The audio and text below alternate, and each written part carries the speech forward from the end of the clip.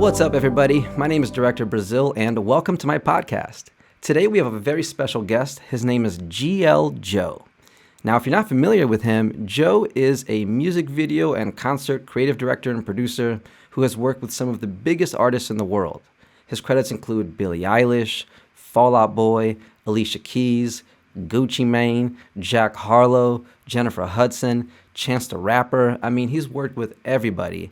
And as a matter of fact, we met 20 years ago when we were kids, just filming our friends skating, and we had dreams of one day being professional creatives. And it's been beautiful to watch the journey of how we have evolved, and I'm glad he was able to sit down with us and share his story. So enjoy the podcast, and if you like what we're doing here with new episodes every Wednesday, please make sure you like, comment, subscribe, share with your friends.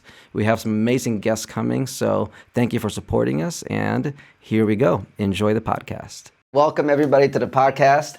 I'm here with my boy, Joe Esquivel. How you doing, Joe? I'm doing good over here in Chicago right now. The weather is fall, and it's my favorite season. So I'm actually really excited. I get to wear my beanie now. Dude. Oh, what up, Julian Ba? Oh, that's a fresh one. I love fall weather. It's sweater weather. Yeah. Cuddle weather. Cuddle weather, cuffing season. Exactly.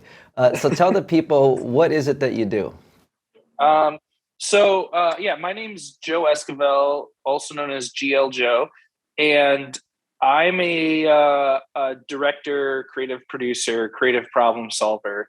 Like, a lot of times people hire me because I'm like a Swiss Army knife, and they're just like, oh, we bring this guy on, he's going to solve a lot of these problems that we have. My thing is, I've never missed a day.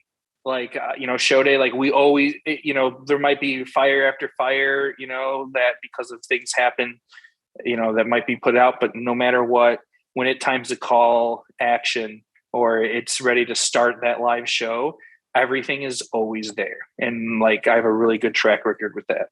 It's like, I don't know why, the universe has me connected, and I'll just sit there and be like, I need to find this in the next 2 hours. And then magically it appears. I bet that's such an exercise for life, in terms of just like every time there's a problem, it's just an opportunity for us to solve it. Mm-hmm. Like your job literally every day is like, they hand you problems. They say, hey, oh, we need a blue staircase with clouds at the top of it. And you're like, all right, where the hell do I find that? And then you just go about making it happen, huh? Yeah. I had just got off a call now I can't talk too much about it right now, but I can say a little. It's for a big installation that'll be happening in Saudi Arabia. And, really? And I thought it's like, oh, Saudi Arabia, they're going to give us a budget like this big. And they're like, no, it's this. And I'm like, oh, I don't know if we could do that. Right. So now my job, I'm like, but I still want to go to Saudi Arabia. So now that problem is fit this into there while still making my money that I need to make to do the job. Yeah. Do you enjoy it? Do you enjoy solving problems? Oh yeah, that's my favorite part. My favorite part is just like, just to figure it out. Like, oh, we have this, and then it's just kind of nice because then when you come back in, you're like, yeah, I figured it out. It's just like everyone's like, yeah, you did it. Oh, and it's like. Did you always have that mindset of solving problems, or is this something you got as you were older? I don't know. I think that's always been there, because even like when I would always, I've never been hired from a job from a job application, but I know on all my job applications, even when I was in high school, I'd always write creative problem solver. And when they list your, the things you're good at, I remember like going to Venture. If anyone remembers the store Venture, if you're old enough to, it was, it was like a Target, but it was black and white with the white and black sign. Virgil Abloh stole their logos, and because they were a deceased company. I just remember, I think I've always had that ability. Even like when I was younger, if there was a problem, then it was fun to solve it. And it was like smaller problems when we were younger, like, where are we going skating? Or now there's 7 people, but we could only fit, 5 people in the car. So let's figure this out, or, in the same with like playing with toys with the neighborhood kids, like just always, organizing and solving the problem so everyone can have fun. Yeah, I mean, it's kind of like the nature of life is solving problems, but I think the culture of creativity is always problem solving. Like it's because you Hmm. have something in your mind and you want to make it real, and then you got Hmm. to go find the stuff to make it real, and you don't always have what you need. So sometimes you just kind of make things happen as they go, and it becomes what Yeah. the project wants to become. Yeah. So let's talk about where it all started. Because I first met you, I think I must have been like 11 or 12 years old. It was in Kentucky at like a Kentucky Yeah. battle. You Man, just went to it recently. yeah, for the first The time in like ongoing. 12 years. Yeah, it was Yeah, yeah, I saw fantastic. that. I was watching your story. I was like, dang, I wish I could be there. That'd be really fun. But yeah, I think we met in Lexington, right? Yeah, In uh-huh. Lexington, Kentucky, at that park you were at that you were skating. What park is that called? Woodland. Yeah, Woodland Park. I love that park. I remember every time I go to Kentucky, we'd go there, and I'm just like, man, this park is so cool because it was so creative. It was like a lot compacted into a little space. Yeah, I And really like that park. Even though we're yeah, spoiled out here in Cali, that park is just small with a lot of stuff. But I yeah. remember you were already, I considered you one of the quote unquote big kids with with a good camera. I don't even know what camera you had back then, but you were like, oh, that's that guy, who's filming. Like, So there was this aura about you that you were doing that already. I probably didn't even have like a big camera yet. I think I only had like the Sony Mini DV. It was like silver and like that cool blue that Sony uses sometimes.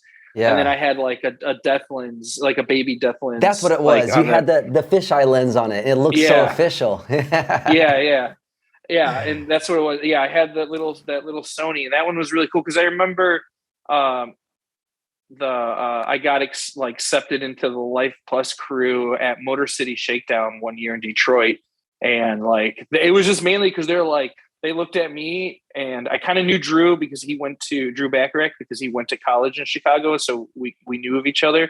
But I remember I was at Motor City Shakedown, and they're all like, "Hey man, we like the way you dress, and you seem to be getting all the angles. You want to come hang with us?" And I was just like, "Yeah." I was like, "Okay." I was like, yeah, I'll do that. And I think it was around that time that I was like heavy going to all the skate competitions, and that's when I would have went to Lexington and met you out there.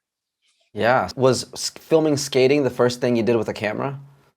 Yeah, yeah. I knew in seventh grade, like I was sitting there in English class, and I remember, and we were talking about like what we wanted to do, and I remember drawing like anarchy symbols all over my folder, and like the Marilyn Manson fish symbol, and like all of this other shit, and then I remember, like it was kind of like a white light like washed over me type thing, and it's just like, oh, I know what I want to do. And this is what I'm going to do. And it was like, it wasn't like a clear defined, like, I'm going to do this. It was like, I know that I've been watching MTV, since like 92, 93 till then, at that point it was in 1997 wearing Jankos and shit, those giant pants. And like, I just remember I wanted to be a part of that. I like wanted to be a part of that world, that music world creating because of like I remember music videos having such a huge impact on me with like Michelle Gondry and like all those other guys out there and that making these incredible music videos, that we're starting to see again. Like there was a huge dip and then we're starting to see that creativity again. And it's Yes. beautiful and I'm really loving it. And um, but like I knew I wanted to be a part of that world, like TRL, whatever the around the musicians.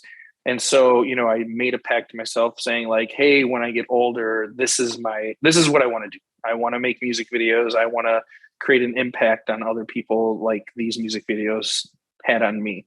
And but I'm like blessed that I had the outlet of skating.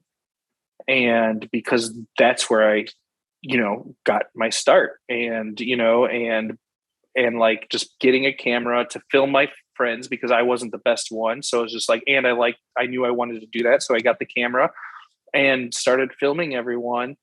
And it was really good. And then I started making edits, and then I just knew that I'm like, okay. And it's funny because then like I was like, all right, well, the people, I'm like, no hate to any of my homies, but like the people that I was filming also weren't the best, right? So I'm just like, well, how am I going to get my edits seen? So then I just started doing crazy things like editing wise. And I started like taking the things I would see in music videos and like entering them. And this is like in the year like 2000, 2001, 2002. It's funny because I say this, and when back then I got like such great feedback on them. When I look back at them, I'm like, yo, that looks so cut and paste, like DIY. It looks so bad. Why would anyone ever think that looked good? But like when you put yourself in the year 2000, all of this technology is brand new. I remember that you would do these edits where you'd have pieces of paper and you would ball the paper up. There was like a lot of real creative transitions between them. I remember seeing that before I moved to Chicago. You had these Windy City edits that were just so interesting. Yeah. And I would put myself in my edits too, which I never saw anyone really doing as like a little character. And those things, and then it worked because then as I was going to different competitions, people were like, that's GL Joe. I saw him in the, that's, and I'm just, I'm not in any magazines, and there was no like social media back then. It was just people watching my edits that I would post on message boards. And then, then they would like pick up traction and everyone would see them. And then my friend, Dan Liefeld at BMAG, he liked them before we were even friends. He liked them. And then he would write about them in the BMAG magazine and tell people to look out for me and stuff like that. And that was really cool. And, and that worked. It was just like, I even made one where I took I recreated skate spots, like rudimentary, and I created a stop motion character of them skating the skate spots. It was to Sean Callahan. And then I had a green screen behind them, and you could see the real trick and then the stop motion, character in front. Dude, those were really creative edits. I remember seeing them, exactly what you described, being from out of town, seeing your edits and being like, oh, that's that dude that makes those really creative edits. There was definitely an aura about you. And were your parents supportive of this? Were they down with the creative world, the skate world? Yeah, my mom was. My mom was super supportive in the way, like, she didn't like take me to all the places, or she just let me do my thing. She never said, no, what you're doing is bad, know what you're doing. No, you should be going in this direction. She would always just be like, watch it. Like, okay, cool. They're doing something, and then, because even when we were younger, because of skating, me and my friends, we started a clothing line up, and my mom was seeing like, oh my God, like, look at, they're doing these things at young ages. My dad, on the other hand, was just like my parents are split. So I lived with my mom. And so my mom let me do my thing. Even on school nights, we'd be out skating, and she knew that. And I'd come home at midnight, but she was like, well, I know you all aren't doing crazy things. Like, you're doing crazy things, but on skates to make a video, she understood it.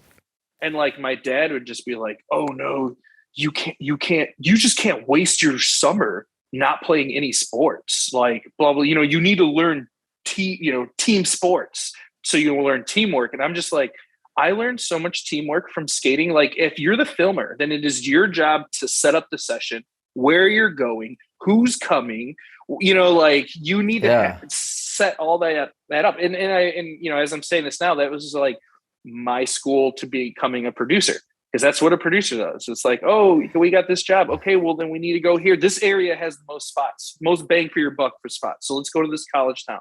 Let's go to, it's hilly in these areas. It's flat in Chicago. We want stair rails, so let's go where it's hilly, and there'll be tons of handrails. So creative problem solving. Yeah, exactly. Creative problem solving. And what was the question? No, you're just flowing. I think you're just flowing just about skating and creating media, and how it started with skating. Yeah. And your parents supporting you, your dad wanted you to play team sports. Yeah. And even when I got into my career and started making like big waves, my dad was still like, that's cool, but now you should just go get a job where you work 9 to 5 and you have health insurance. And I'm just like, what? Like, Dad, look, I was just in Rolling Stone, and he's just like, I don't get it, but you should just stop what you're doing and like go back to college and get like a slave job. And I'm just like, that makes no sense to me.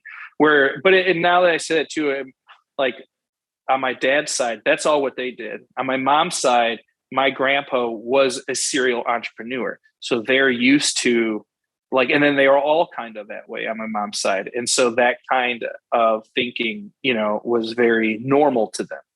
Whereas my dad's side was very blue collar, like, you get a police job or you work at the iron mills, or, you're a nurse, or, what I'm saying? Your dad was an officer?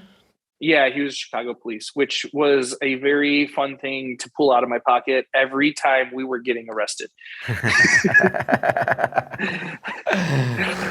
My dad's a Chicago cop, and they'd be like, "Oh, let him go. Where does he work?" And I'd be like, "First district. He's a hate crime investigator." They'd be like, oh, "Why didn't you say that earlier before we put you in the cuffs?" And everyone would always, and it'd be funny because everyone would be like, "Joe, say it. Just tell them your dad's a cop." And I would be like, and it's funny because we'll be out of state, and the people's, and I'm like, "It doesn't work." And they're like, "Just say it, get us out of trouble." And I'm like, I'll say it, and they'll look at me, and they'll just like, "That's in Chicago. You're not in Chicago. You're in Indianapolis. Like, Yeah. that doesn't work." How old were you when you first got arrested? My first time getting arrested was in Chicago. I must have been like 14 years old. It was at Millennium Park. Like For skating? Yeah, for skating, of course. Oh, that's funny. Well, I would say my first time getting arrested was in 8th grade for graffiti, and they came and pulled me out of school. The cops did. Like they had in the middle of evidence that you did class. it or something? Oh yeah, they had super big evidence because I'm an idiot. It was at a spot I was skating, and it wasn't even like spray paint graffiti. And like I was skating this, we'd always skate this bank every day, and they'd kick us out. It was like, the constant, the police show up, they chase you around the neighborhood, type thing. So the cops knew us, and then like they had just laid wet cement. So we I wrote anarchy in it and like skate or die. And like, then I forgot that, obviously there's cameras at banks, and we did a significant. Oh, it was a money bank. I thought you meant like a bank skate spot, like a slanted slope of cement. You meant like a money bank. A financial bank. Yes, a place to put your money in. And so the cops looked at it, and they were just like, "Oh, I know that kid," and like, so they came and got me. But I for skating, I got arrested under the Patriot Act once for skating a train station in Markham, Illinois. Really? And what is the Patriot Act? What is it about? The Patriot Act, it was that act they put in on after 9/11 happened, where they could just arrest. They're just like, "This is the Patriot Act," and they could just arrest you. Like if they think you're doing terrorist like activities, then your rights are gone, and they could just arrest you. And it was like me, Scotty B, the Dark One, Dave. I can't remember who else was with us. I think my brother was with us, Anthony. Man, I can't remember. I don't know if Matthias was with us or not. But I can't remember. But I do remember we were there to film Dave do this giant kinked rail, and it was in Markham. So we're just like, we're fine. And then all of a sudden, a cop pulls up and pulls his guns out. Like, and we're just like, what is going on? And like, he's so serious, and he's just like yelling at us and like, "What are you doing with that camera?" And I'm just like filming my friend Dave was like sliding down the rail. I'm like, "I'm filming that." And then like, he was just like very serious. And then like 2 other cops roll up, and they're like, "Bro, it's not that serious. They're just skating." But the first cop to pull up was a white shirt. So, he was their boss, and he was just like, "Do you know how dangerous this neighborhood is?" And I'm just like, "No, it's not." I was like being very combative. I was just like, "It's not dangerous. I live right over there. And like, this is Markham." And he was like, "Well, there was guys shooting semi-automatic guns last week." I'm like, "Okay, but that has nothing." Yeah, that was like on some gang shit. Like, we're skating. It has nothing to do with us. Like, those two things are separate worlds. And like, just because that happened doesn't make this area completely unsafe. I live in the West Loop right now, and there's drive-by shootings, at least once a month. And like, this is one of the most affluent neighborhoods in Chicago, and it doesn't make it the worst neighborhood in the world. It's a problem that America has with gun violence. But not to sidetrack, but it was funny because the 2 cops that he made arrest us, they didn't want to arrest us because they're like, "This is silly." And like, it was fun because when we went to jail, they're like, "Oh, everyone's sitting in the cell." And I tried to do my dad's a cop, and they're just like, "Well, this is the Canadian Railroad. We're arresting you under the Patriot Act. Like, your dad's a cop's not working." And I was like, shit. And so they put all my friends in a cell. And then I got to sit in the police station with them and watch my friends on the TV as they just sit there and fidget in their cells. And like, they wanted me to show them the footage. And so I showed them, and they're just like, "I'm so sorry. Like, I don't know why our, Oh, they made you the superior playback of the skate clips. Yeah, they were watching it. They wanted to see it. They're just Yeah. like, I just want to see what you were doing with the camera, because under the Patriot Act, you're not allowed to film train stations, and that's Got it. illegal now, because you could sell it to terrorists and they can blow up the train line or whatever. And they're just like, obviously that's not what you all do. And so I show them, they're just like, okay, and we had to go to court for it. And I felt so bad for the police that were forced to arrest us, because we all went into court and we're all there. It was like a Thursday morning, and we were the only case too. So the judge had to come to work just for our case.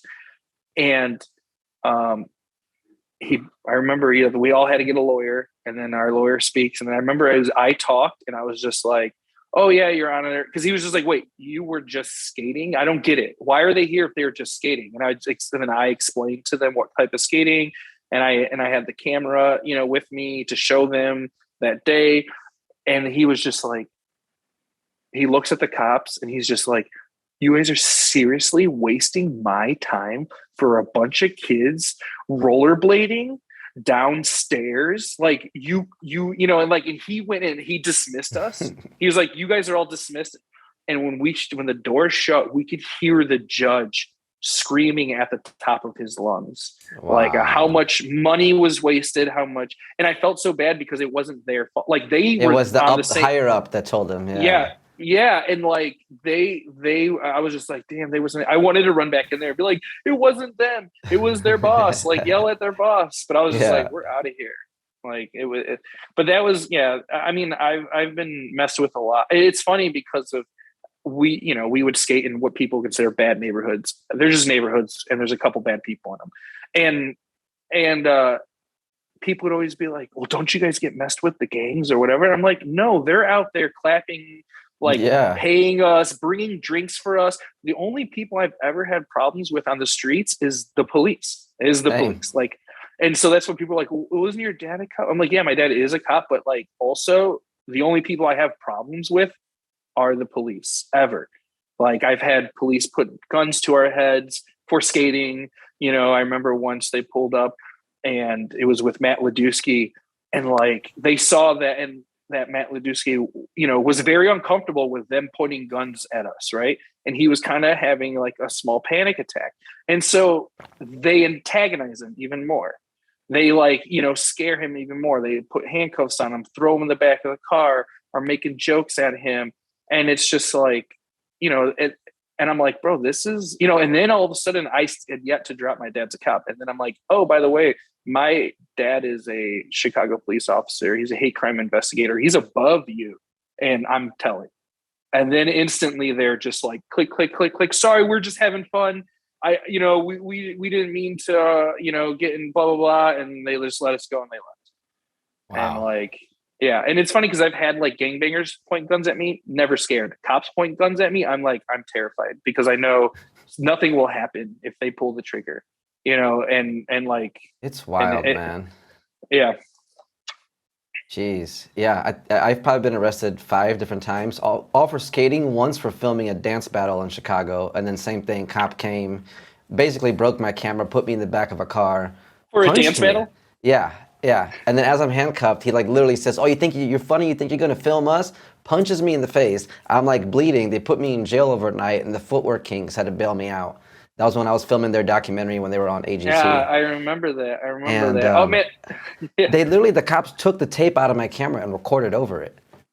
Like I saw them do it. They were in Chicago Heights, like deep in the, the South Side. Yeah, it was wild. Shout out to Denny Horn.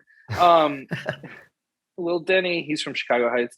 I had another time where it was during a skate comp, and they threw me in the back. It was like a hot summer day, and they threw me in the back of the car, and then they blasted the heat, and then they got out of it, and I was just sweating, and it was crazy. I was on Michigan Avenue, just sitting in this cop car, like sweating, and like I was thirsty and hot. Mm-hmm. And then I saw my dad walking down the street, and like he lives nowhere near there. He never goes on Michigan Avenue. He just stays on the South Side. And like I saw him, so I start kicking the window with my feet, and my dad looks, and he's just like, it took him a second to be like, wait, that's my son in the back of that car, Yeah. And then he just went, and he was like, and he went and talked to the police, and it's funny because there's 2 of us back there, and they only let me out. I was like, Dad, you need to let him out too, because he did less. I antagonized the police just because, like I knew I have the card, so I was a little dick to him. It's like this guy was literally sitting there and just grabbed him and threw him in the back of the car, and like.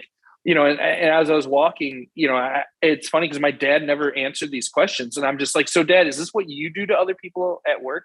And like, I was like drilling him. I'm like, so you guys just grab random people, rough them up for no reason, throw them. And he like wouldn't answer me. And I was like, oh, so I even said this. I was like, so I take it from your silence, you're one of those cops too. And I was like, well, then at this point I was like, I lost a lot of respect for you. And like, if this is what you guys are all running around doing. And, I just told him that. I was just like, no, dude. Because me and him, we always butted heads. And that was like another excuse for me to butt heads with him, as I was younger, to be like, bro, this is what you're doing. Like, look what they did to me. And you're out there doing that to other kids. So hopefully maybe that changed his perspective, but I highly doubt it. You know how police are. Have you guys talked a lot about that since then? Are you guys close now, or? No, we're not close. But we've talked. There's one good thing that when a lot of the police stuff like is going out in the media. One good thing is that he had said that kind of changed my perspective on things. Is he goes, look at the police getting off, look at who they're connected to in the background, and look at the police who are getting caught and then getting charged, and then look who they're not connected to in the background. And then also he was just saying, he's like, he said this a while ago, like 6, maybe 8 years ago. He was just like, hey, there are people in this government that are right now trying to divide us, and they're using the police to make that divide. And he said that 8 years ago, before all of this, blew up and everything. It may have even been 10 years ago that he said that to me. And, and I was just like, I never really thought about it, like that. The forces that, the powers that be, so to speak. Yeah. Yeah. He said there are powers out there that are trying to divide this country right now. And they're going to be using the police to make that divide. And then he also had said too, like, and also the police that are getting off, look at their background, look who they're connected to politically, look at the, like, do they have a brother, uncle, friend who's does this, that, and the other, and is just like, oh, this one magically disappeared and now he's off. Wow.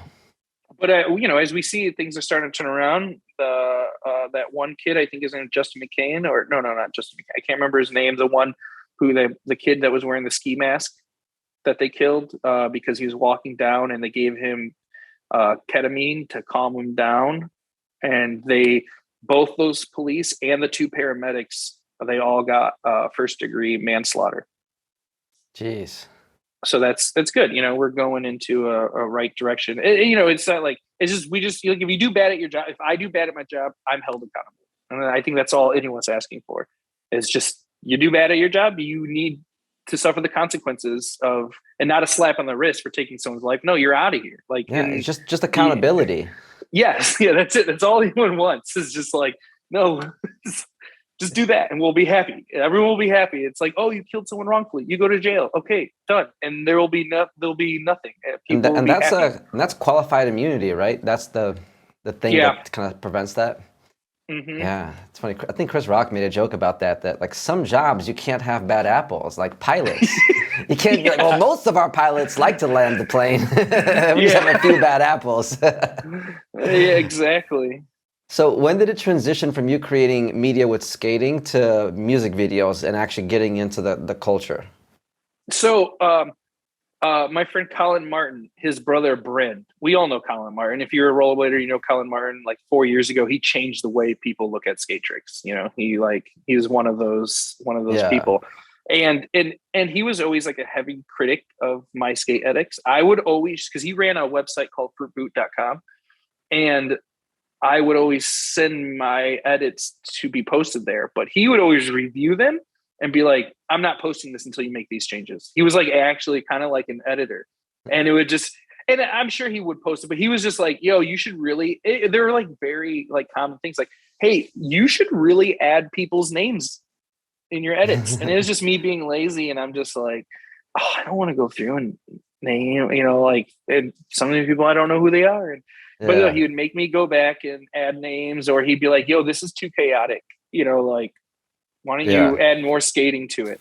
Or, he would just, critique it. And then I ended up doing a music video for his brother. That was my first music. It was a stop motion music video. And it was for his brother, Bryn. I can't remember. I love his brother, Bryn made such great music that if it was coming out now, it was so ahead of its time. I really wish he had the outlets that he had now, because I think he would do very well. He was putting out like an album a month. This is before the whole mixtape scene was big. Like, but he wasn't rapping. It was just like cool, like indie electronic folk music, and it was really, really cool.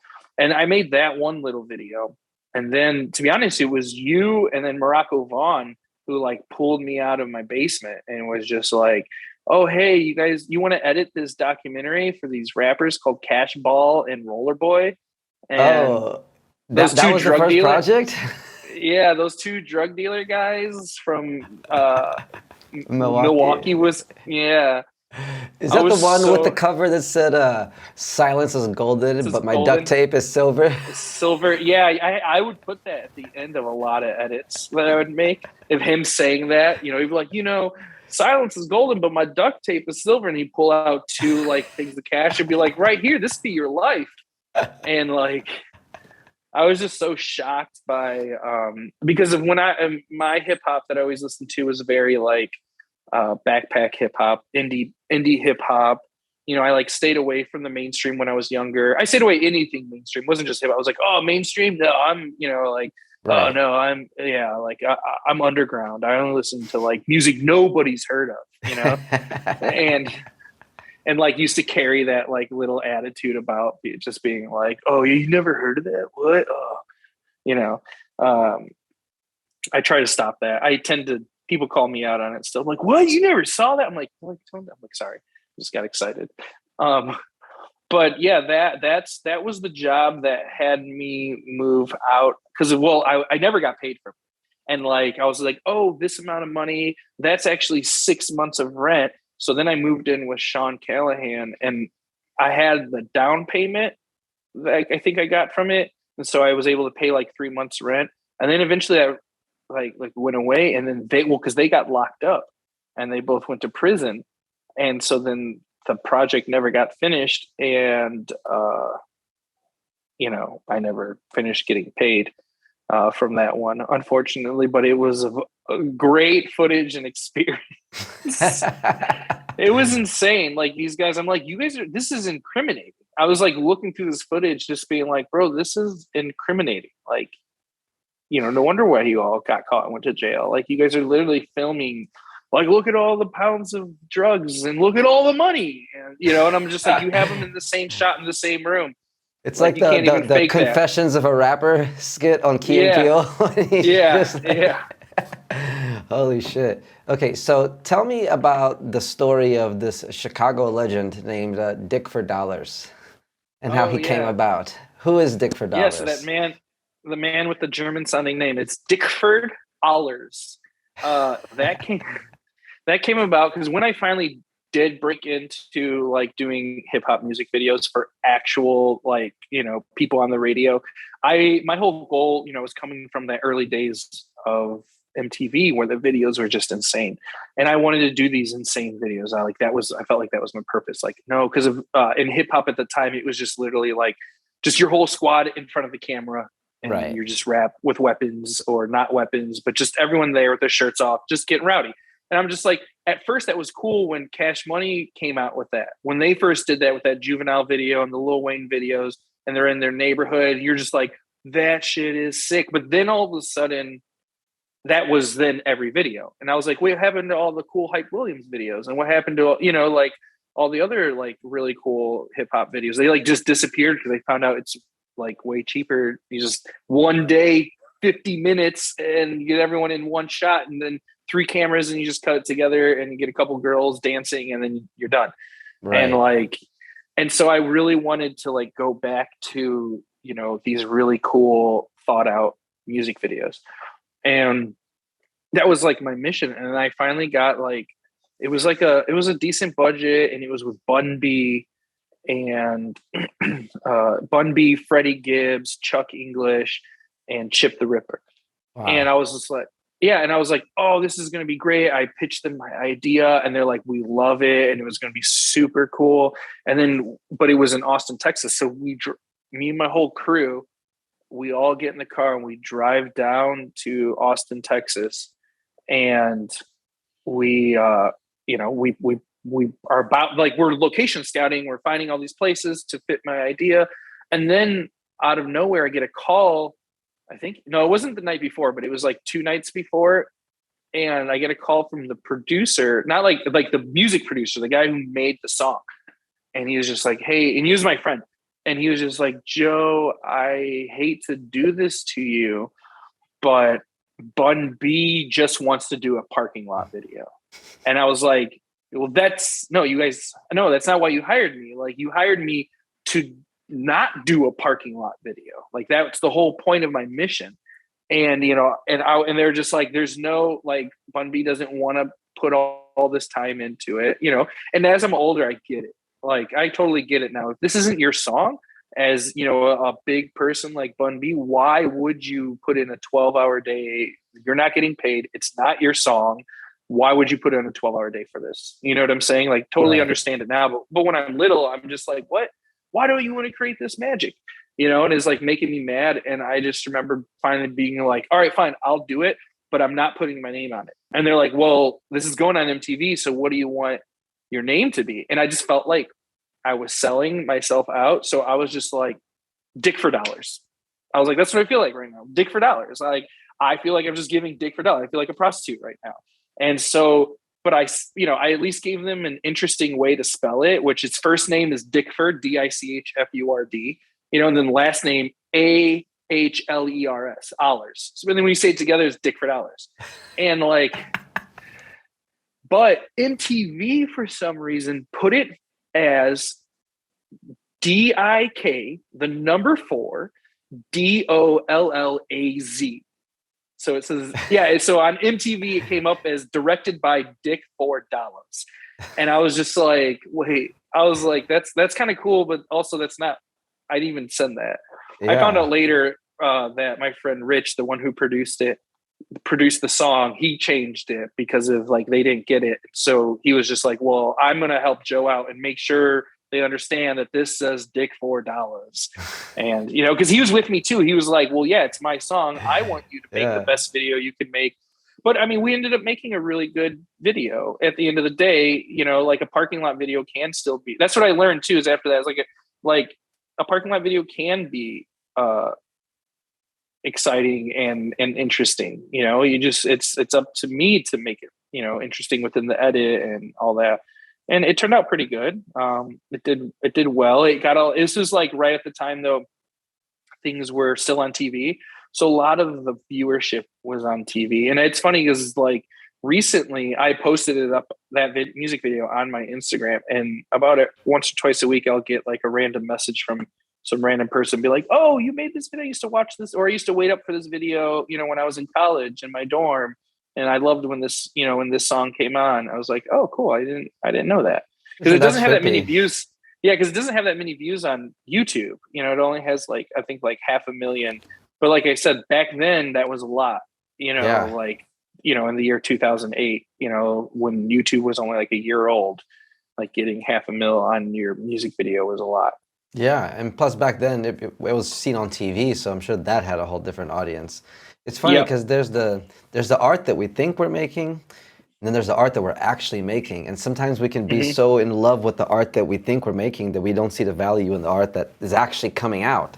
And then, like you said, then when other people see it, because I'm so hard on myself about all my edits, and then when people give me compliments about them, it takes me a minute to realize, okay, wait a minute, it made somebody else happy, so that's a good thing, even though I see the 100 things that could have been better with it. I have such a tally of all the ways it could have improved. Oh yeah, I do that with everyone. After I finish a project and it's edited and it's out to the world, I'm like, hate it, don't even watch it. And then, like, 3 months later, I'm like, yo, this was fire. I'm like, yes, this was really good. You have to like detach from the project and then look at it as like an outsider and be like, that's not too bad. Yeah. So, tell me about working with Chance. I know he was. I know you've worked with a lot of major artists, and we can go through, some of the highlights Hmm. of the career. But I remember distinctly you telling me about Chance the Rapper long before he was big. Like I think pre-Acid Rap, you were telling Yeah. me about him when you Yeah. were working with him in Chicago. How did that start, and what was that journey like? So that was so I was I already had a name for myself as a music video director, and I was still living in Chicago. And when he came out, I think he put out like it was like one song came out on Fake Shore Drive, and I heard it, and I was just like, "Who's this?" I was reading the thing, and it was just like this is right before 10 Day came out, and it was like he put out like a smaller EP that then the songs went on 10 Day, and he put out like this little EP, and there was like one song I heard, and I was just like, whoever this is it. And this was right at the same time Chief Keef and like Fredo Santana and all of them were coming out, and they all like, and no one knows this, but they all came out at the same year, the same summer. They all released their music that same summer, and Wild. it's just that Chief Keef just catapulted right away, Right, with the whole and then drill Chance scene. had yeah, and then Chance had this slow build and then exploded beyond what anyone could have imagined. But I knew right away. I was just like, this kid is it. And I was Richie Velasquez from New York, right? Is that right? Richie Velasquez from New Skater? York? Yeah, yeah. Yeah, I don't know where he's from. I just think of him in Woodward. I okay, maybe that's not the Richie from New York, the big dude from New York who's like running the scene out there. Oh my god, why can't I remember his name? But he's like an old school skater. I think his name's Richie. Right. Anyways, he does video production as well, as we all us rollerbladers tend to do. And he had a job coming to Chicago, so he hired me on, and it was for Nike, and it was going around. It was like filming all of these basketball people who are in high school who are now huge. I didn't even realize it. They're now like giant, people. And I think one of them was like Jabari Parker You mean and like success wise or height wise or both? both, both. No, in high school they were like 13 or 15 and like 7 feet tall already. But yeah, so Nike had this thing where they came to Chicago and then filmed all of these like top high school basketball players, and we went to their neighborhoods, did like a whole like interview and documentary with each little thing, and they needed music. And there was this one song out with Vic Mensa and Chance the Rapper called Family. And it was like, and then my friends, Blended Babies, they produced it. So I was just like, oh, I can probably get permission for Nike to use this song. And that's how but then I found out it was Chance's song. So then I had to go through Chance. So it was me it was funny because I learned later after we did connect, was at that same time, Chance was trying to figure out how to get a hold of me because he wanted me to do one of his music videos. And then I was looking for him. At that time, he had like 3 different managers. And like, so I'm like finding who his managers are and sending these emails out and like trying to connect Nike with them. And like, it just wasn't happening because they were brand new, like he was Right, still in high right. school. Like he didn't, like no one was checking their emails. And by the time they did get back to me, that moment had already passed, and they found music for that project. And what I was going to say is but then Chance was just like, oh hey, I want you to do my music videos because I love Black Mags, loved everything you did with the Cool Kids, and I'm a big fan of that. And so he but then at that time, then that was when 10 Day was out already. The videos were, by the time we connected, the video directors were already all attached to like the songs that were going to get made. And it was like his roommate or his best friend at the time, which was oh my god, what is his name? It'll come to me. But he wanted him to do all of his music videos for Acid Rap, so it had this cohesiveness to the Right, project, which right. makes sense. I'm like, oh yeah, that totally makes, like, that's actually a good move. You should. I was just like encouraged it, like you should totally do that. And so then he was just like, but do you want to make? He's like, I still want to work with you. Do you want to make my tour visuals, or not even, because he wasn't even on tour yet? Do you just want to, like, whenever I have a live show, do you want to create the content that goes behind me? And I was just like, sure. Never done that before, And Pat, his manager, would hit me up and be like, oh hey, I remember the first one I did was for his his Thanksgiving show at the Metro, and they told me 2 days before the show, and they wanted visuals for every song. And a lot of them we just used the music videos, and then a lot of them I had to create new content. I didn't even know. I never even went to live shows, to be honest. Like so I didn't know what that meant. Like, oh, we need just visuals behind me to play, and I'm just like mini music videos. So I'm like creating these, like these pretty in-depth visuals in 2 days, and just using whatever I could and whatever knowledge I had. And I was like Googling, like, oh, live show this. And I look, I'm like, oh, okay. So it's just like colors and swirls and, and figuring it out. And, I pulled through, we ran the show. And then I was just kind of like Chance's guy to make his tour or his concert live show visuals. And, I did it for Lollapalooza, and I did it, all these like little shows. And then right before Acid Rap came out, I remember he had me listen to it, and it was like, pick some songs and write some videos for them for Acid Rap. And I was like, okay. I did, and it was for Chainsmoker, and I like that song just stuck to me, and I was like, oh my God.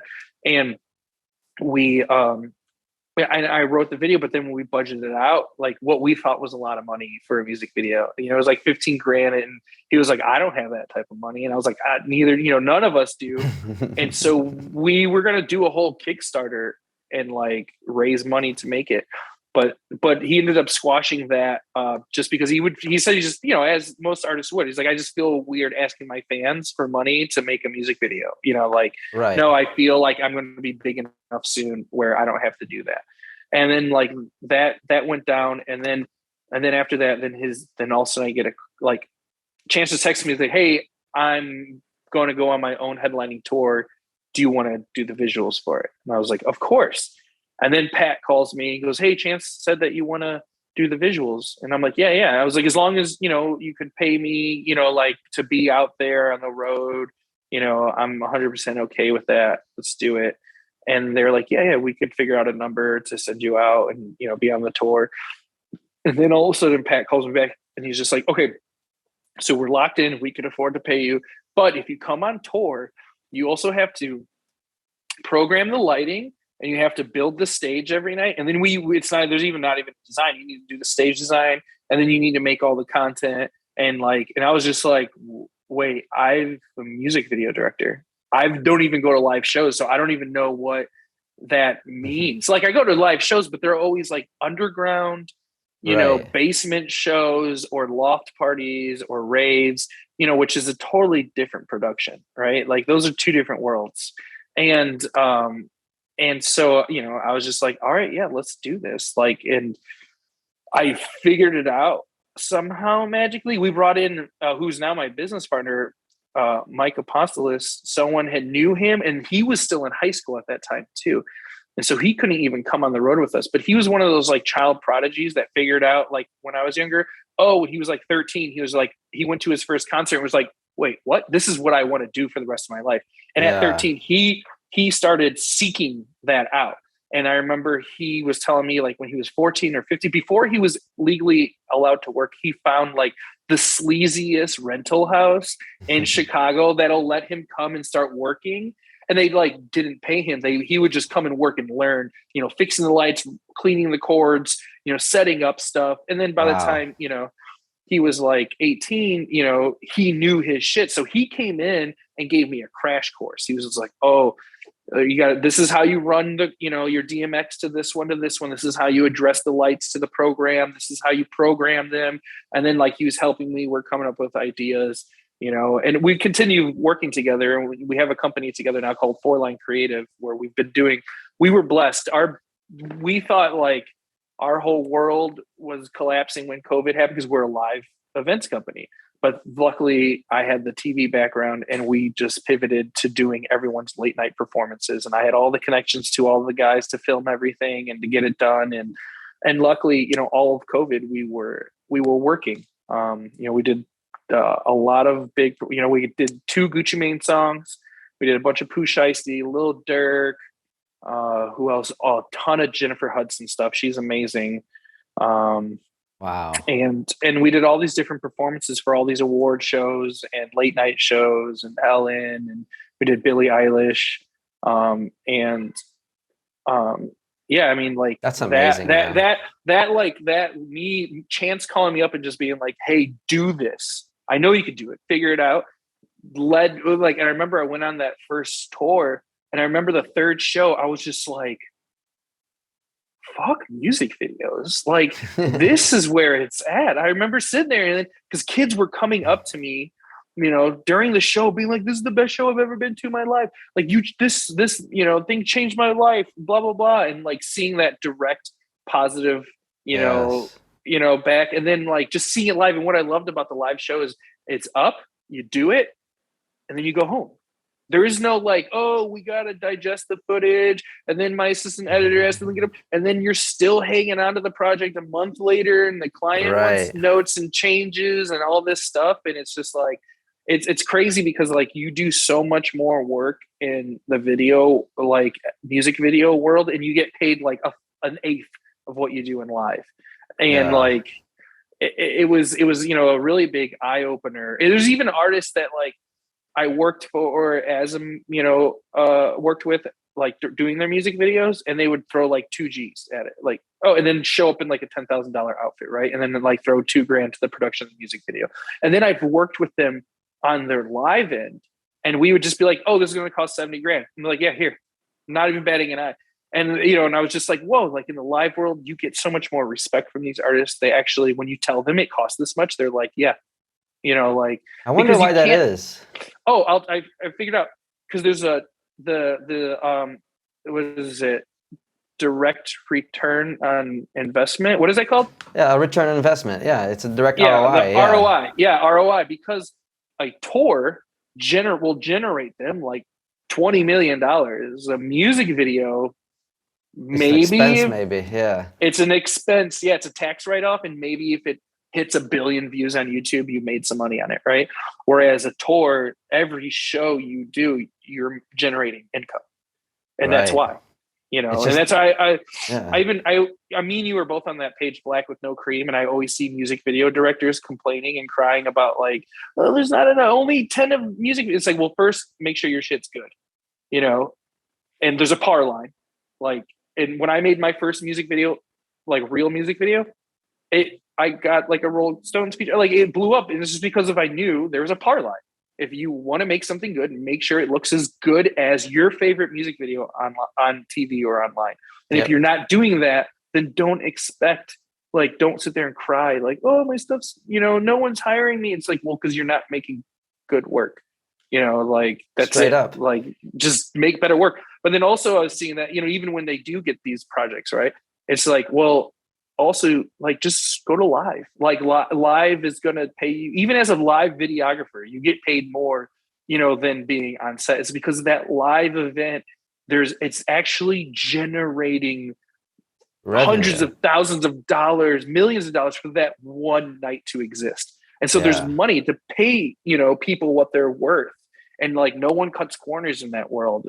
Sometimes they do, yeah, but like, they generally don't. It's like, either you have the budget or you don't. It's And if very you real. don't, It's present. The people can feel the yeah, value there, and if they like it, they'll want to go to the next show. It's music yeah. videos rarely ever made money, like you said, unless it just happened to be a hit video, or back in Hmm. the day when people would buy iTunes music videos for like two Yeah, bucks. yeah, Like, yeah, exactly. And yeah, that doesn't, and that's actually what happened to me as a music video director. When I came out, like, into the scene, I was like, let's go. And I had people like Drake. This is like Drake early career, mixtape Drake, right? Hitting me up asking if I could do his music video for 3 grand, like including the travel going to Canada. I'm like, no, I can't do that.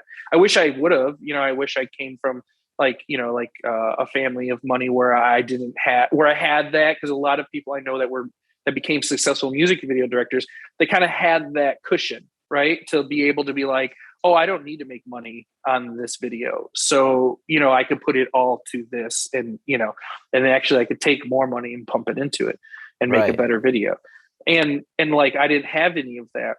And so like, I had to say no to Atmosphere because he only had 4 grand to do a music video. And I had to say no to Drake, and I had to say no to Kid Cudi. And, because I was like, wait, that was when the record industry fell apart because no one was buying music anymore. And so no one was spending anything on music videos. And then, my first music video I made, we had $2,000, but I made it look like we had 60 grand. Everyone thought that video cost 60 grand. Was it the Black Mags video? Yeah, the Let's Black talk Mags, about the Cool that. Kids. That's such a legendary moment in culture. Oh For my those God, who don't know, Black Mags, what is the Black Mags video? And what does it represent to you and to the culture? It was a change. It was a shift. It was a huge shift in the culture because of, at that time, it was all cash money. It was all like, I don't even know who else was really big, but it was all that, like, just giant oversized clothing with the basketball jerseys down to your shins, and this giant jabot, pants with the straps, and the flat brim with the stickers with the do-rag, and like, it was just like in a chain that hang down to your waist. It was just huge. And like making these big hits. And then the cool kids come out with wearing girl jeans and bright tight sweatshirts and like snapbacks, like it's crazy because like these, we had to, just to find, now you can find them everywhere. That wasn't the case. Like when we, in 2006, 2007, it was like Flosstradamus, the cool kids, me and my friends, we all found this place that had these dead stock, hats from the 90s and late 80s. And like, we would buy all those hats. I remember we all went to South by Southwest. This is before Flosstradamus blew up, and this is before the cool kids blew up, and Kid Sister and all of them.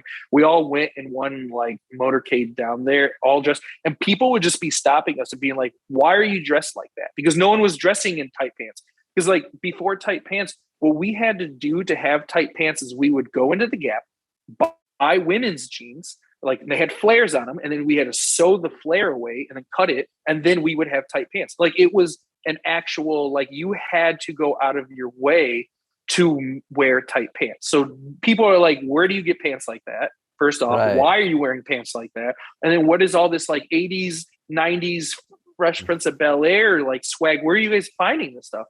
And it was this like spot on Milwaukee Avenue that just had like, it's gone now. It's a giant condo, but this building was amazing. And like, it just had dead stock of t-shirts and, like from the 80s and 90s and hats, and like, and we all kept it a secret because we didn't want anyone else. Eventually it blew up, and then everyone started pulling their dead stock out. And that became the new, like, Odd Future, they credit like there's been many interviews where they credit the music video Black Mags and the cool kids for like giving them like a fashion to look like to, Wow. I think even Tyga, who you've worked with, has credited Chuck English and Mikey Rocks from the Cool Kids for, his fashion. Like, oh, I didn't know we could do that. I didn't know rappers could dress like that. No one else dressed like that. And so like when we went to South by Southwest, we stole the stage. We were the ones starting the party. And then it was time for us to make a music video. And it's funny because I was just a videographer. I was friends with Josh from Flosstradamus. He actually rollerbladed. And so I would film him because he's from the South Side. And then he was like one of the best. Even when you watch his sections now, you're just like, this is good today. Like this shit was so ahead of his time. He was a legit skater. I didn't know that. Oh my God. Yeah. I'll send you his sections. He was like, he true topsoiling with like the Frankie Morales steez all the way down Bicentennial back in the day. Like, oh my God, he was amazing. He took third at the second Bitter Cold Showdown. No, he took second. He took second behind Jeff Stockwell. Wow. At one of the Bitter Cold Showdowns. Like he's heated, but then he hurt his shoulder, whereas every time he 540, his shoulder would dislocate. So he's like, so he stopped skating because he was forced to stop, and he started DJing. And then he became, Flosstradamus. Like they had two waves. And so he would invite me out before they were big. They would throw house parties and raves all over the city, warehouse parties, apartment parties. And I was just there to document it all. He'd call me out, be like, I know you got a camera, come out and film our parties, get involved in the scene. I know you always said you want to do music videos. Like, here's the door. Like, like I'm going to help you get your foot in. And then you'd go from there. And I remember one day we're sitting at, like wings, we're eating wings, and it was funny because I was hanging out with Chuck English and Mikey Rocks, and I didn't realize they were the cool kids. Like we were hanging out for months, and I just knew they only had 2 songs out, and I as the cool kids. And then it like dawned on me one day, they're just like, oh yeah, we're gonna put a new song. I was like, oh, you guys make music? And they're just like, what do you mean, Joe? Like I thought that's why you're hanging out with us. I was like, no, I was hanging out with you because we all dress the same. It was just like we all dress the same, and we all wear the hats and the pants, and like, in the retro Bulls championship shirts. And I thought Yeah. that's why we hung out. And then he's like, no. And so I had my reel, which was all skating and stop motion. And I showed them that on my iPad or my iPod. That was when the iPod first was able to put videos on there. And Yes. it wasn't the touch. It was like pre that. And I showed them that and they're like, oh, then you should direct our first music video. And then so like Evan, who's Chuck English, he invited me over to his house and we both took mushrooms and we're sitting there tripping out, right? And like he makes the beat right then and there for Black Mags. As he's making the beat, it's just the beat. And and like when rap, I don't know if anyone knows this, when most rappers, when they're listening to beat, they just go like like they figure out their flow and then they start inserting words and rhymes to that like rhythm. And he was just kind of doing that. And then I wrote the music video for Black Mags, or the idea of it right there while we're both shrooming and he's making the beat. And then I'm writing the music video. And he was just like, this is the song, Joe. This is the song you're going to make the video to. And like, and it was that song. Like it was Black Mags went huge. And again, it doesn't suck because like that was pre YouTube. Yes, YouTube was out, but that we dropped that video in 2007. YouTube came out in 2007. Wow. That video I think only has like a couple million views, but that video played. That was still when music videos were still played on MTV. Mm-hmm. That thing was on every day, and then they had like that new MTV College channel that every college dorm had access to, and so that was like a regular rotation, that song and video. And it was, played in all of these commercials and, NBA 2K and like, all of this, like it really blew up really big because of like, no one's seen a video like that in a long time. Everyone called me Baby Hype Williams after that music video. That's what Rolling Stone called it. They're just like, oh, it's the new Hype Williams. And I didn't really making it. I didn't think that. I'm like, this is the par line and, it needs to look like this. And so, when we made that video, we made sure it looked good. It was in black and white. People weren't making black and white videos, at that time because everyone wanted to be shiny and glitzy and like make sure you see all the colors, so we did that black and white video. And then like I said, the fashion and the way the video was and the song, it all like came together to create, I guess something important. Because I'm literally like, I was at Riot Fest soon. We're all talking, and then someone mentioned Black Mags, and then like 3 kids, younger kids, because now it's like happened so long ago. I don't expect anyone, unless they're my age, to know about that video. Right. And there's like these 3 younger kids. They're like, "Wait, you did Black Mags?" And I was just like, "Wait, how old are you?" I'm like, "Bro, you're like 22. You were like 7 when that video came out." I'm just like, they're like, "I used to watch that video every day on TV." Like that, and I get this a lot, which is very amazing. Is to have this impact. Is so many times I hear people say that video is why I'm in video production, or because I'm a rapper, or because like even Chance had said that recently. Hey, Black, because of that music video and song, like that gave me courage to be a rapper. If I saw people from Chicago do it, then I can do it too. And like just seeing, and hearing those things all the time is very like, it just feels good. It's like, cool. I did what I wanted to do in 7th grade. I did it first try. Like that was my point, was to inspire, make stuff that's going to inspire people. It's going to be a part of the zeitgeist. That's going to be, a part of the bigger picture. And like first try, I did it. And it was actually kind of like, oh, I did it. Now what do I do? Like, it's like, do I keep, going up? But then I had this weird thing where I was just like, no, I'm going to stay in Chicago. And like LA and New York is just like this every day. You need to get out here. You're not going to get any work. And I'm like, no, I'm staying in Chicago because I'm going to hold it down for the city, which was dumb. Like, don't do that. Leave. You could always claim your city and you could always come back. Like I eventually did leave because a producer I looked up to, he did that famous show called Attack of the Show with Olivia Munn. Like he made that show. He's from Chicago, went to LA, made that show, got big, came back, and then gave me this advice. And he was just like, like you have to leave your hometown, whether even if it's New York or whether you're grown up in LA. He's like, because what happens is like you need to go somewhere else and do big projects, and then when you come back, they'll give you whatever you want. Yeah. And You like come back like so the hometown hero. yeah, and like so I took that advice and I was just like, so I did. I went. You brought me. It's funny. You pulled me out of the basement, and then you pulled me to LA too.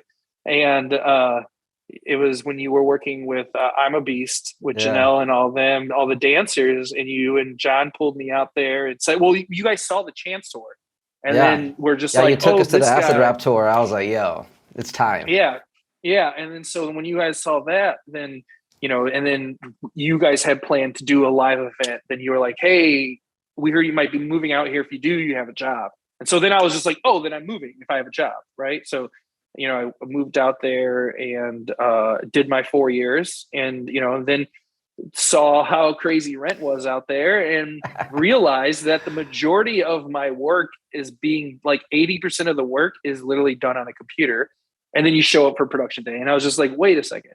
And I remember like my daughter was getting older, and me and her were living in a studio, and so she was going to need her own bedroom soon. And so I was just like, oh, so I started looking. I'm like, damn, these are for a 1.5 bedroom. It's like $2,100 in the hood. And I'm just like, this isn't even a good neighborhood. And then I got a series of big jobs in Chicago. The one was like for Fall Out Boy, which that's what that sign is from, Mania, from the album. Okay.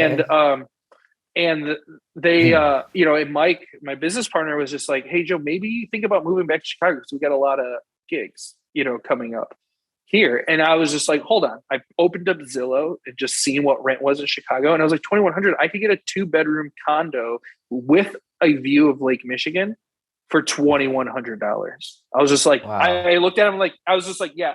I was like, my lease is up in 4 months. I'm not moving. I'm not staying in LA. I'm moving to Chicago in 4 months. Like that's what we're doing. And my daughter wanted to come back too. And it's just because it's a better quality of life here for children in Chicago. And like, so I did. I came back, but we still worked. Actually, for the first year, I didn't tell anyone I moved from LA because I didn't want to lose that work. And I would I would just take tickets, like round trip tickets to LA, Chicago are $140 if you plan it right. So it's just like, $140 out of my pay. That's fine. And I'll just crash at friends' houses. And like, no one knew the first year that I actually left. I remember one time I was calling my friend Alex Hidalgo, and I was just like, yo, can I stay on your couch? Because where I was staying, they left and like they went out for the night and they're not going to be back, and they forgot to leave the key. And he's just like, yeah, you can stay on my couch, but like, is everything okay? Like, did you get evicted? Like, what's going on? And I was just like, what are you talking about?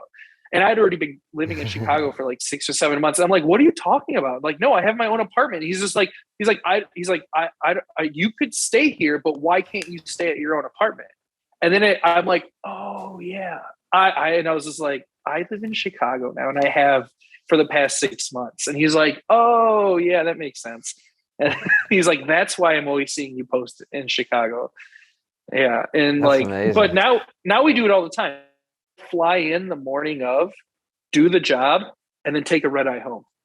So we're like literally in LA for one day, and then we come home that night. Yeah. I mean, it's easy. Let's talk about your daughter. How did having a kid affect your life, and what's that journey been like? Well, I mean, it's weird because of like, now when I think of it, it's hard to think of when I think about all those times we were talking, I was talking about the past, like, I feel like she was always there, right? Like, it's like, I've always had a daughter. I mean, because, for 12 years of my life now, I've had a daughter. Oh, wow. She's 12 already? Yeah. Yeah. Wow. Yeah. It's been cool, and like, I have to remind her a lot of times and just let her know, like, this life you have and experience is not normal. And luckily we live in the West Loop where other kids' lives are also not normal, because of who their parents are and what their parents do for work. And so it's kind of, but when we first moved here, I moved to Avondale, which was more of a working class neighborhood. She couldn't relate to anyone, or, then when I would bring her friends out, they're just like, I remember like bringing their friends from Avondale. We would go downtown to art museums. And I remember her friend Lily, she's just looking around at the buildings. And then all of a sudden she, under her breath, she goes, I've never been inside it before.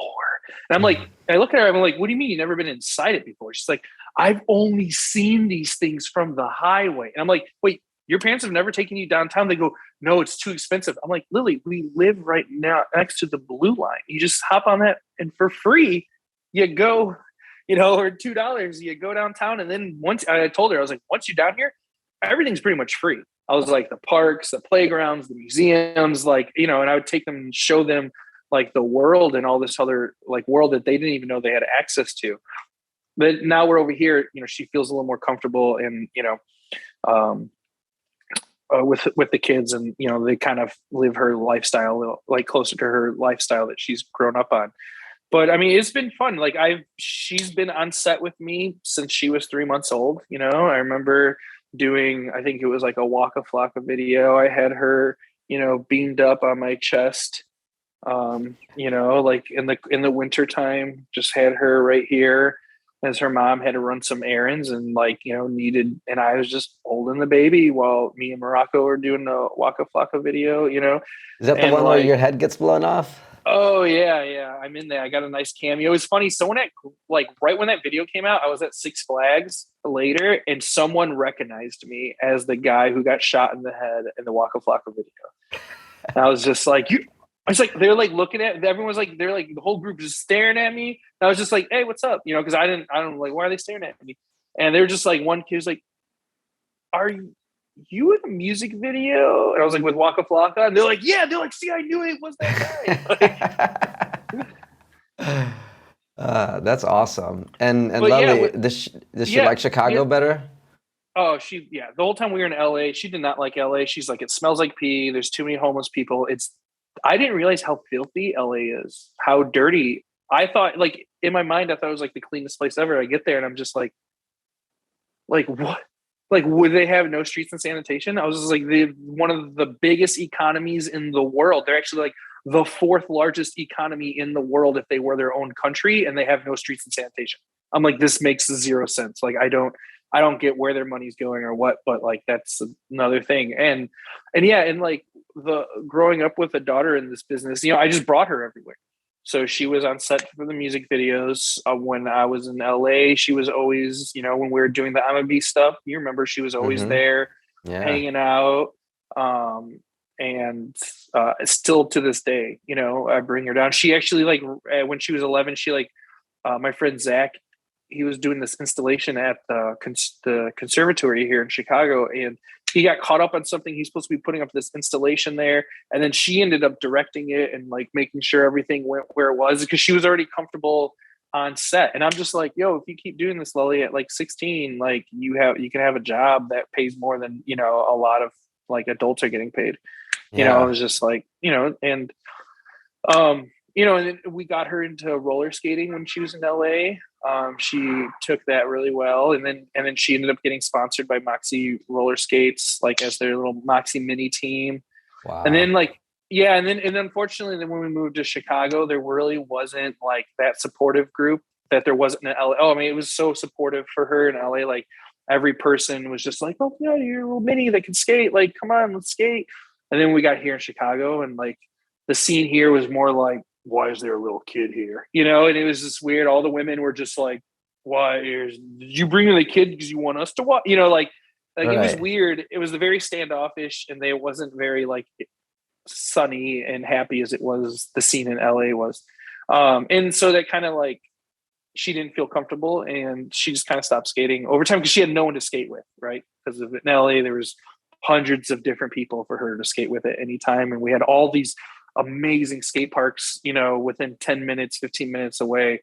And then Chicago, we had a few, and they're just harder to get to around the city. And then when you go there, there's not, a bunch of people skating. There's a few people skating. Whereas in LA, it's a session and a scene is built up around every like skate park you Yeah, go and to. that community aspect is so important to skating. Yeah. You know, I mean, you can Hmm. do solo sessions if you want to, but you know, when I went back to Kentucky this trip, just reconnecting with my friends and like everybody getting juiced to hit the same rail, the Hmm. same obstacle, and we're all cheering each other up. It's one of the things I love about it. It's not necessarily like me skating against you. It's us raising the frequency together, and we encourage each other to grow. So it's that community is everything.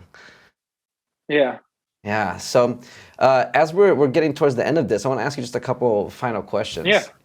Just from your perspective, what's the Hmm. meaning of life? Purpose. It's funny. I was just talking about this recently. Um, I heard this in a really good. It was a podcast, and it was a podcast called "Things You Should Know," and or it's stuff you should know. I don't know, one of them. But they had said there's this quote that Nietzsche had said, and it was like, and I'm probably misquoting it. But the idea of it was is, they were talking like, well, maybe this is the reason why a lot of people are depressed now, right? And there's a lot more, or people are concerned more about their feelings. As Nietzsche always said, like you shouldn't be working towards happiness. You should be working towards purpose. Like when an artist is making a masterpiece, they're not happily doing it. No, they're suffering the entire time for when they get to finally stand back and look at it. Then they could feel some type of happiness, but they felt more of a purpose. And then that kind of got me thinking. And I was just like, wait, so what if that's the reason why so many people are depressed now is because of now everyone's all like, oh, just make sure that whatever you do in life, you're happy. Well, it's like, well, happiness isn't always guaranteed. You could have the best job in the world. You could have the whatever. Doesn't mean you're going to be happy. But I felt like, like if you had purpose, even when that coal miner back in the day, like when you knew in the 50s, your job, your purpose in life, you were born in those areas to become a coal miner, right? And that was their purpose. And they took pride in being a coal miner. And you knew, like, me being a coal miner is helping the rest of this country keep lights on, keep energy going. Like I am a part of that is my purpose. Even though, yes, I am a worker bee, but like, that is my purpose. And, people were happy to have that. And then now that we've switched from purpose to, we switched from purpose to happiness, now we're seeing more people unhappy, or at least expressing that they're unhappy. And then I feel like it's because of, instead of searching for purpose, they are searching for happiness. And like, like I said, happiness isn't always guaranteed. So I guess the meaning of life, in our world is more so, you should find your purpose. You should find where you fit in, and do what makes you feel comfortable. And hopefully by doing those things, it will bring you happiness. Yes, I a mean, sense of that's like, contribution. I feel like we're here to bring something to the table.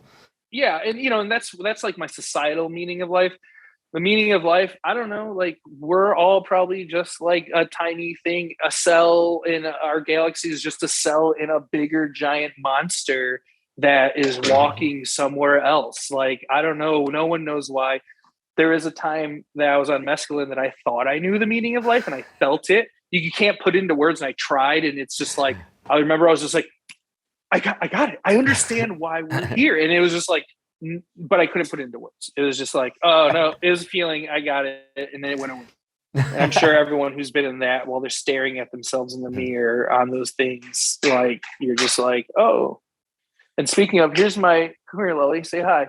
Here's Lully now at 12. Remember Brazil from Build a Beast and I'm a Beast days? Hey, Lily. Hi.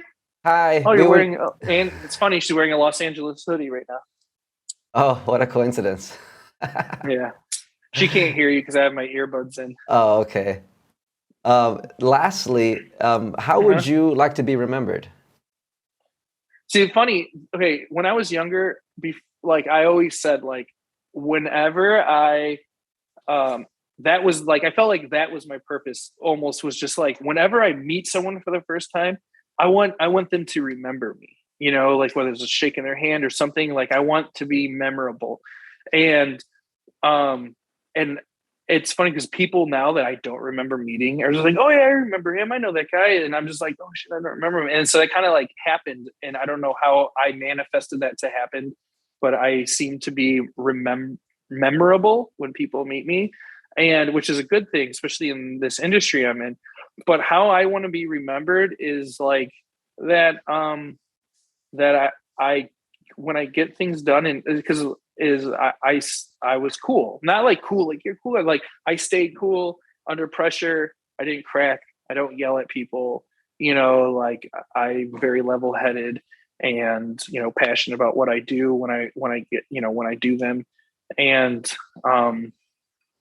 yeah, it just says like a good dude who did some good shit, like who, like, I mean, I have a couple things already that people are remembering even as they get older. That would be great on a tombstone. A good dude who did good shit. Yeah. So a good dude who did good shit.